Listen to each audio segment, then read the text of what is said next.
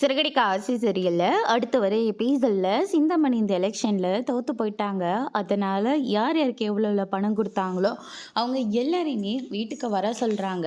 வந்த உடனே பார்த்தீங்கன்னா எங்கிட்ட பணத்தை வாங்கிக்கிட்டு அந்த மீனாவுக்கு நீங்களாக ஹோட் போட்ட ஆளுங்க தானே, நான் கொடுத்த பணத்தை எல்லாத்தையும் திருப்பி கொடுங்க அப்படின்ற மாதிரி கேட்டுக்கிட்டு இருக்காங்க. ஆனால் சுற்றி இருக்கிறவங்க எல்லாருமே உங்ககிட்ட நாங்கள் பணத்தை வாங்கினோம், எதுக்காக வாங்கினோம், நீங்கள் ஜெயிக்கணுன்றதுக்காக தான். ஆனால் கடைசியில் அந்த நியாயத்து பக்கம் இருக்கிறவங்களுக்கு தான் ஓட்டு எல்லாருமே போட்டு விட்டுட்டாங்க. மீனா நியாயமாக நேர் வழியில் போய் ஜெயிக்கணும்னு நினச்சாங்க, அதனால் அவங்க ஜெயிச்சிட்டாங்க. குறுக்கு வழியில் நீங்கள் போகலான்னு நினச்சிங்க, ஆனால் பணத்தை நீங்கள் எல்லாருக்கும் கொடுக்க சொல்லி கொடுத்தீங்கல்ல, அவங்க யாருமே பணத்தை வாங்கவே இல்லை. பிடிங்க அந்த பணத்தை அப்படின்னு சொல்லிட்டு சிந்தாமணிக்கிட்ட அந்த பணத்தை திருப்பி எல்லாத்தையும் கொடுக்குறாங்க. அதை பார்த்த உடனே சிந்தாமணி பயங்கர அதிர்ச்சி ஆகுறாங்க.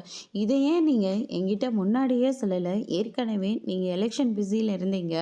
உங்ககிட்ட நாங்கள் ஆரம்பத்துலேருந்து சொல்லிக்கிட்டு தான் இருக்கோம், மீனா பக்கம் கூட்டம் சேர்ந்துக்கிட்டே போகுதுன்னு.